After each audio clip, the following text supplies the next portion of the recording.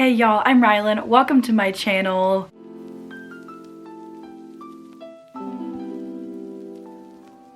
I'm here today to go over my July wrap-up. July was probably one of the craziest months of the year for me in regard to work stuff, life stuff. I got married, which was amazing. I did, of course, find time to get some reading done.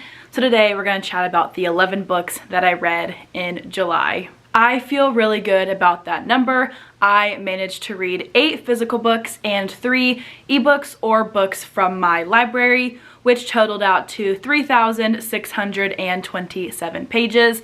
I mostly read romance and thrillers as per usual, but I also have one contemporary fiction book in here as well. So we're gonna go ahead and dive into these 11 books. I'm gonna start with the physical ones that I own, and then I will end this video with the ebooks / library books that I read but had to return already. I'm going to try to keep this wrap up pretty quick because 5 of these books I read for reading vlogs that are either already out or will be coming out in the video right after this one. So keep an eye out for that. I'll share which books those are when I get to them. But we're gonna try to keep things rapid, not ramble too much. I say that for every wrap-up video, and I think I still talk for over 20 minutes in all my wrap-ups. But we're gonna try to be concise this time. We're gonna try not to ramble, and we're just gonna hit the high points. I'll share my rating, general synopsis, and a couple quick thoughts on each book here. I will also have content warnings for all these books in the description down below if that is something you like to check out before you pick up books. I think this was a very great reading month. I found some new favorites and had some really enjoyable 4- and 5-star reads. So without further ado, let's go ahead and dive into these books. And if you enjoy bookish content, make sure to like this video and subscribe for more content. I try to upload at least once or twice a week with vlogs, recommendations, reviews, and more. Thank you so much for being here. The first book that I want to talk about is the July Mending Hearts Book Club pick, which was Variation by Rebecca Yarros. This is the first contemporary romance book that I've read by her. I've only read Fourth Wing. Love that book, but I was very excited to check out one of her contemporary romances. This one is about a ballerina who is currently injured and a Navy diver. They both spend time in this very small town, and when they were children, they became friends, had this secret friendship that her mother would not have approved of, and something happens that drives them apart for years and years, and eventually they end up being in the same town again, and sparks fly. There is some family drama with Hudson, our main male character's niece, and some things about her life that we are just finding out. Allie, who is our ballerina, she's recovering from a pretty intense injury and is spending time in this town to recover, to rest, to kind of get back on her feet and figure out if she still wants to keep dancing. When they first see each other again, Allie is very much not a fan of Hudson. She hates what happened in their past and is very angry with him for essentially abandoning her, it feels like, and Hudson just wants to make things right. He gives off this very like stoic persona and very intense persona, but he truly is in love with Allie and has been for so long and feels bad about what happened, and we get to watch their love rekindle. We get to watch them get their second chance, and I really enjoyed this one. It was 4 stars for me. I love romances that follow both of the main characters' perspectives, so we do follow Hudson and Allie's POVs individually, and it was really fun to explore their pasts with them and also see where they ended up now. I didn't get as emotional with this one as I thought I might, just based off what people have said about her contemporary romances, but I very much was rooting for Allie and Hudson and wanted them to get their happy ending. I loved some of these side characters in this one. Hudson's niece, Juniper, is lovely. She is hilarious. I also really liked some of Allie's sisters, specifically Anne, I believe was her name. She was my favorite sister, and overall I just had a great time with this one. I also have Before We Were Strangers by Renee Carlino. This is a love story that spans years. It's a love-hate love story about our 2 main characters whose names I already forget. Grace and Matt, I believe, and they meet in college. They have this whirlwind of a romance, and something happens. They both grow up. They end up going their separate ways. Matt takes this job in another country and loses touch with Grace, and so she hates him and is heartbroken for a very long time. In the present time, which I believe is a decade later at least, they see each other in the subway station but don't get the chance to talk before one of them disappears on the subway. And so this story is just about how their love is rekindled, the truth about what happened between the two of them in college that neither one really fully knew about until we're in the present time, and watching them also fall back in love. This is also a second chance romance, which is kind of a trend with this month's wrap up, I guess. But I like this one. I gave it 3 stars. I also expected to sob and to cry, or at least tear up during this one, and I didn't.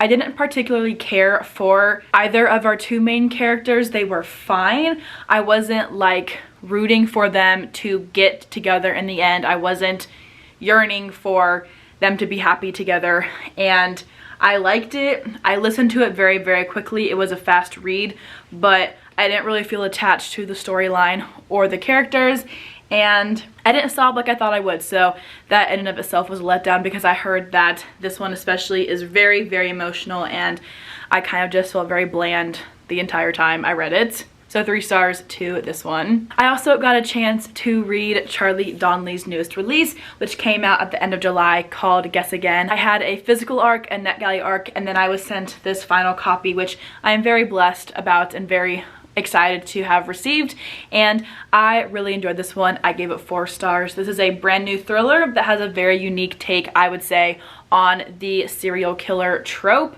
This one is about an ex-cop who is brought back into the world of being a detective when a cold case from 10 years prior is being reopened. There is a man who is imprisoned for murdering our ex-cop's father 30+ years ago, and he somehow knows all the answers to this current cold case that is being brought back into light and being opened up again. He is only in prison for 1 murder, but he has been suspected of being a serial killer from the 90s, I think, and was never brought to trial for that. It was just the 1 murder that he was put in prison for. But we have this serial killer who's kind of leading the ropes in this one and is telling our ex-cop what to do, where to go, and has some things that he wants in exchange. We are following a lot of perspectives in this one, a lot of timelines, and it was very confusing for me to get into for a little bit. But once I did, I flew through this book. I literally read half of it on 1 airplane flight. I finished the book, and I remember having my hand over my mouth, holding in a gasp at one point because the plot twist was crazy. I ended up really enjoying this one. I had to kind of let go of my desperate need to know exactly who we're following, when we're following them, and trying to keep everything straight.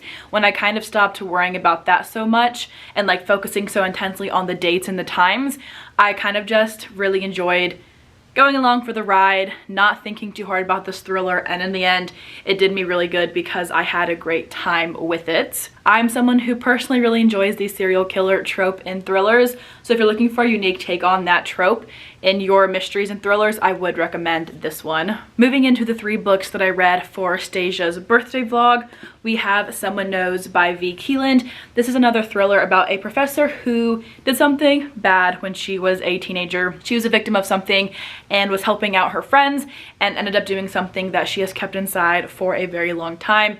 She's a professor now. Her name is Elizabeth, and she's teaching a class where her students submit chapters of fiction stories that they are writing, and one of her students is submitting the story about what Elizabeth did when she was a teenager, and she has no idea who can know about the truth of what happened that night, and tries to figure out what the heck is happening and how somebody knows about what she did.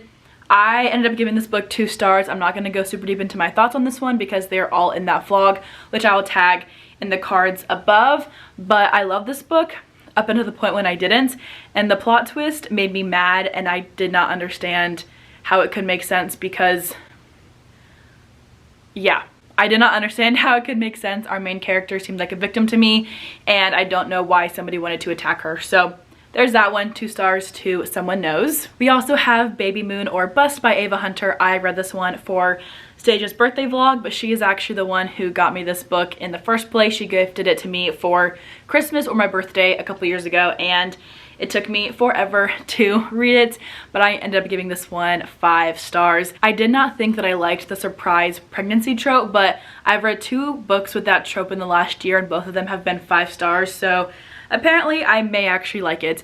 But this one is about our main character, Solomon and Tessie. They have a one-night stand, and 7 months later, I believe, Solomon finds out that Tessie got pregnant from their one-night stand when he sees her on an interview for the interior design company that she works for. He wants to make things right. He wants to know how he can help, and he ends up going on this baby moon with her, and they are in Mexico, I believe, together for this trip, and have to figure out how they're going to co-parent while also starting to get feelings for each other. This book was just such a little ray of sunshine. It was so much fun. It was entertaining. It was vulnerable. I was smiling. I enjoyed the banter. I loved our two main characters. Their chemistry was amazing, and I really enjoyed watching them come together and falling in love with each other while also falling for the child that they were about to have together. And finally, for that vlog, I read Enchantra by Kaylee Smith. I gave this one 4.5 stars. I really enjoyed it. This is the sequel to Phantasma and follows our main character Genevieve, yes, who is the sister of the female main character in the first book. She has some sort of power and is yearning to find somebody to connect with over this power. She does not know anybody that she can relate with, and she finds inklings of this man and his family somewhere in the country, and she goes to visit them. However, she ends up visiting on the one night of the year where they start this deadly game, and when the game starts, nobody can enter and nobody can leave. And so in order to stay safe in this game, in which she has no protection, which she has no stakes, in which she has no reason to play but is stuck playing it because she's at this house at this exact time, she ends up getting married to one of the sons of the man that she wanted to see. Because she is married to him, she is more protected and has a better chance of staying alive in this game. If the family members get killed during this deadly game, they come back to life afterward because they are wraiths. She is not, however, so she has one chance to make it through and gets married to this man, so that way she does stay safe. I gave this one 4.5 stars. I love the world of Phantasma. I love the world of this series. I almost want to say that I love the plot more than I love the romance, and I really enjoyed the romance. If you're looking for books like The Hunger Games but with spice, I would recommend this series. The game in the first book is very fun. I loved the game that was played in this one as well. The ending, where the third act conflict comes into play, confused me for a minute, but I ended up finding out what happened and got some clarity, and I ended up really enjoying this one. I loved our main character Genevieve, and I also loved Rowan, who is our male main character. Both were so fun. I loved their chemistry, their relationship, and just watching them slowly fall for each other while getting trapped in these various games that were happening in the house as well. So 4.5 stars. Next up, I have two books that I read for a reading vlog where I read an author's oldest and most recent release.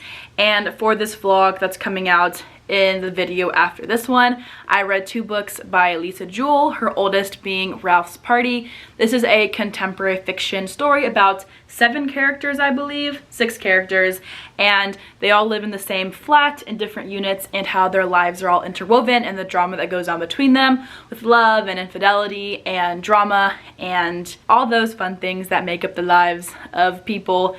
I gave this one 3 stars. I'll share more of my thoughts on it in that reading vlog that you can check out very soon. But it was fun for the most part. I tabbed it a little bit to help keep things straight, and I liked it. Not typically what I gravitate toward anymore, but it was fine. And then I also found another 2025 favorites alongside Baby Moon or Bust. So I had 2 5-star reads in July, which has not happened all year long for me.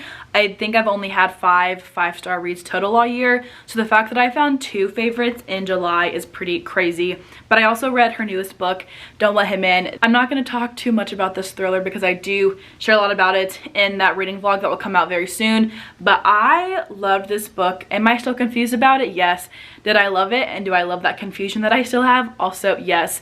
This is a psychological thriller about a man and his relationships with women and how he uses women to kind of get ahead in life, to make money. He's a very compulsive liar. He is not an emotional person. He fakes all of his emotions, and he cons these women into falling in love with him, marrying him, and then he leaves them in debt. And somehow he's managed to do this for years and years. He has multiple children with multiple women and just leaves them to start a new life with somebody else. And so in this book, we are following him with his new girlfriend and his girlfriend's daughter, who believes that something is not quite right about him and is determined to find out the truth, and ends up unraveling all the things that he has done in his life and figures out that he is not who he says he is. 5 stars to this book. I loved it. I ate it up. I could not put it down. The chapters were super short. It was so easy to get through and I was hooked on it. The last 3 books that I have are ebooks or books that I returned to the library already so I don't have copies of. First up being Favorite by Tara DeWitt. This was the library book that I read this month. I read it for a book club. The Shelf This Book Club hosted by Bailey over at Is Bailey Reading. This was the July pick, which I believe was picked by Ashley from Ashley Reads. I'll have any booktubers that I mentioned tagged in the description down below, but this was the July pick. This is a romance about this small town in Oregon, I believe, and about this chef who is kind of scorned, who lost his job, who is moving to this town to help with a new development, to kind of get back on his feet, to get his job back maybe, and he ends up meeting our female main character, of which both of their names I forgot, but he meets this woman who lives in this town and they end up becoming neighbors while he rents out this property that is next to hers, and they develop a relationship. She helps him kind of figure out how to get in with the townspeople that he is trying to convince to let build this restaurant, and they fall in love in the process. I love this one. It was super cute. I gave it 4 stars. I really enjoyed both of our main characters. Their story, the side characters were wonderful. I'm super excited about book 2 in this series, which follows our female main character's brother and his ex-wife and their second chance at love. And overall, I just had a really great time with this one. The emotions were there. It was just very cute and fun and a very good escape. I also read one of the Zodiac Academy novellas, this one being Origins of an Academy Bully. This is a sequel to the whole series. It was fine. It was 90 pages. It follows our main characters, I'm assuming, being Darius, who is a dragon, and Lance, who is a vampire, and their family's unity for very dark reasons and how they end up getting bonded together, all of which is a prequel to the official series that I plan to start in August. This book was fine. There was a very icky scene in this one where I really did not like the descriptions of one of the characters, and it made me feel very uncomfortable and bad for the character that was being described.